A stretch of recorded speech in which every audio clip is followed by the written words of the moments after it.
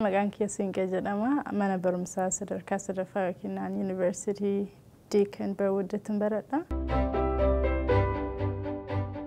Waggaa kana yeroo barumsaa jalqabu kutaan kiyya tokko creative writing jedha afaan Ingiliffaatiin. Waan argee dubbisa tokko keessatti torbaan lamatti afaan 200 addunyaa kanarraa dhabama. Akkas jechuun maali? Uummanni afaan sun dubbatu hin argamu jechuudha. Yookiin naanni du'an yookiin naanni mootii qaqqabamanii afaan sun dubbatu hin danda'ani. Walumaa galatti afaan sun tana booda dubbatamuu hin danda'u jechuudha. Achi sana yoo dubbisu rifadhee maal jedhee oh my god Oromiif nu jalaa badeen jedhee akkuma dhageettan kana Oromiffaa fi Ingiliffaa walitti makaa jechuudha.